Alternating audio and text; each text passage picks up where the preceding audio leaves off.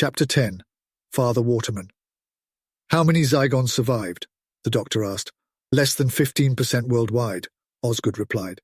The doctor turned toward her with a look of horror and astonishment. When the Zygons change, the plants notice. There's no way around it, she continued, her voice hardly wavering. So you still won't tell me?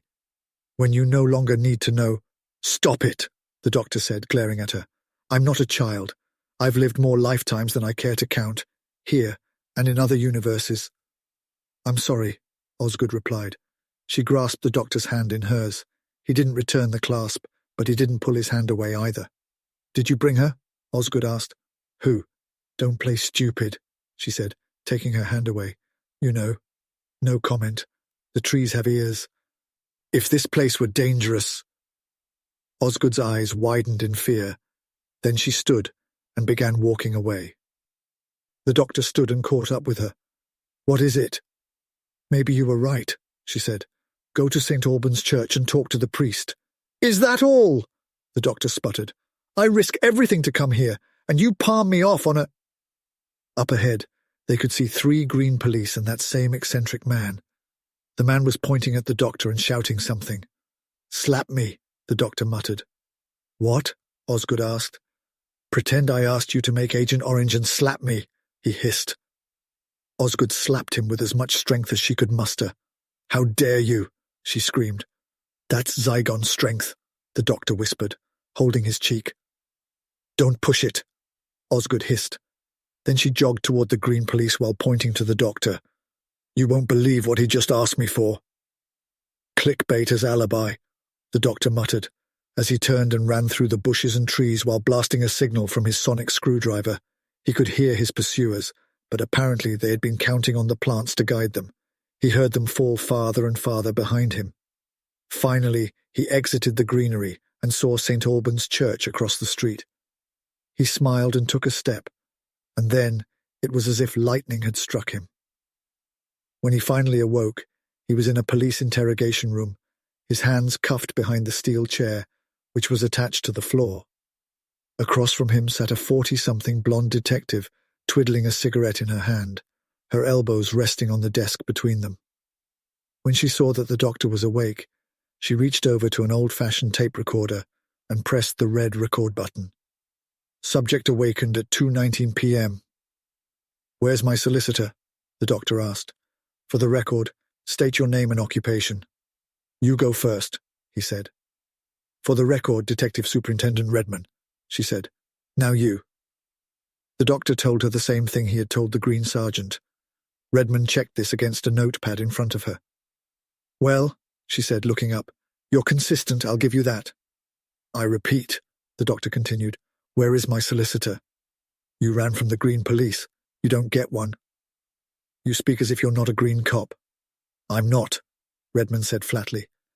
I'm handling the initial interrogation because they had to carry you somewhere, and our building was closer than theirs. You don't sound too happy about that. Redman glared at him. I'm loyal, if that's what you're asking. As am I, the doctor said. Then why did you run? That woman in the park, she's a blackmailer, threatened to tell the Green Police I was a terrorist. Redman sat back and crossed her arms.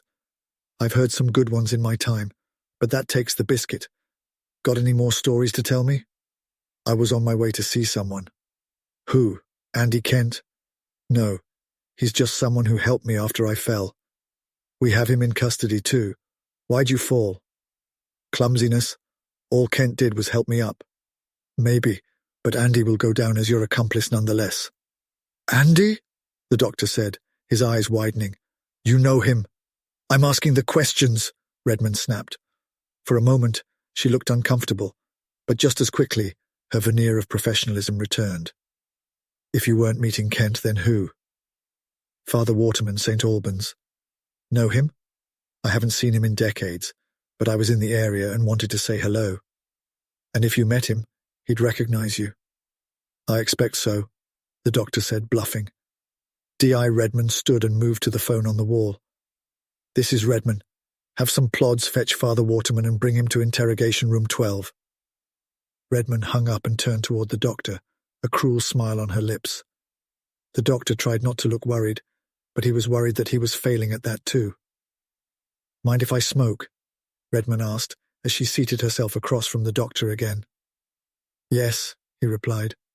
"Good," she said, and lit her cigarette. Casually, she blew smoke in the doctor's face. "I used to smoke a pipe." "Did you?" she replied. "Yes, a long time ago." "What made you stop?" "I realized I wanted to live." After 10 minutes, the door to the interrogation room opened. An older man with sandy hair and in a priest's attire entered. He looked at the doctor, then Redman. The doctor had never seen him before. Redman had called his bluff. "Are you D.S. Redman?" Father Waterman asked in a thick Cockney accent. "I am," she said, standing and shaking his hand. "Father Waterman?" Waterman nodded. "Who's this?" he asked, pointing to the doctor. "He said he knew you." "Have we met?" Waterman asked the doctor. The doctor was about to say no when he realized they had. "We met in Egypt," he began, as a smile crept over his face. "A long time ago now. You were working for the Daleks, attempting to recover the core of the time." Father Waterman's face went white as he collapsed into a chair, his hand over his heart. "Blimey," Father Waterman, a.k.a. the Time Meddler, sputtered. "Not you and all?" Chapter 11. The Dead Past. Sarah Jane stood several meters from the only exit of Tower Block Prison, unsure of whether to go forward or not. Holding her sonic lipstick, she took a few breaths, then began walking forward at a normal pace. She was just at the gap when the vines grabbed her. She struggled, but they entangled her arms, then her legs.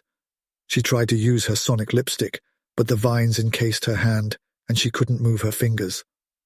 Suddenly, she felt a wave of heat, and the plants began to loosen their grip. She turned and looked. Clyde and Rani had followed her, splashed the plants with petrol, and set them alight. Sarah Jane could almost hear the plants screaming in her head. "Run!" Sarah Jane cried. But instead of running, Clyde and Rani began pulling the vines off the wall with gloved hands. Sarah Jane was finally able to use her sonic lipstick. After an intense blast, the vines pulled away. She was free. Clyde and Rani were becoming entangled just as she had been, so she aimed her sonic lipstick in their direction. After several short bursts, the plants let go. "Wicked!" Clyde cried with a broad smile. "Come on!" Sarah Jane called, and the three ran through the exit and away from the building. After turning a few corners, they stopped to catch their breath. "How did you do that?" Clyde finally asked. "Microwaves," Sarah Jane said triumphantly. "Plus some extra bells and whistles thanks to the doctor. We've faced the crenoids before, you know. And won." "No way," Rani and Clyde replied simultaneously. All three turned to each other with broad smiles and then began laughing uncontrollably. Despite their laughter, they made themselves keep moving. They heard sirens in the distance, but so far, no human or plant had reported them. Perhaps the fire had intimidated the plants more than Sarah Jane had anticipated. They stopped again behind an old house near a patch of barren, sandy soil. "Okay, we just can't keep running, especially not in this direction," Clyde said. "We need a safe place nearby," Rani added. "What about your mum?" Clyde asked Rani. "That'll be the first place they look," Rani replied. "I know, but once they know we're out, they'll arrest her anyway." "It's obvious, isn't it?" Sarah Jane asked. "How do we get to Bannerman Road from here?" Clyde and Rani turned and stared at her, open-mouthed. "What?" Sarah Jane asked nervously. "Don't you remember?" Clyde finally asked. "They destroyed the house," Rani said, before Sarah Jane could reply. "I know," Sarah Jane lied nervously, "but maybe K9 survived." "None of them did," Rani shouted. "None of them! How could you not know that?" She turned angrily and walked away. "Rani," Sarah Jane said, taking a step to follow her. "It's not her," Clyde said, looking at Sarah Jane. "You're not our Sarah Jane Smith." Sarah Jane stopped in her tracks in astonishment. "What?" "Our Sarah Jane saw the house destroyed before she was killed," Clyde continued calmly. He turned to Rani, who was looking back at Sarah Jane with unfriendly eyes.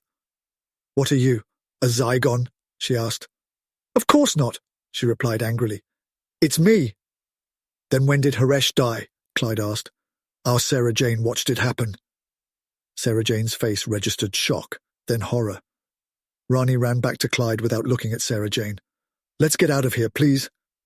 Clyde appeared unsure. Then they heard sirens in the distance. He looked around for a moment, then back at Sarah Jane. "I'm sorry, but we have to go," he said. "Wait!" Sarah Jane cried, attempting to grab their arms, but they pulled away.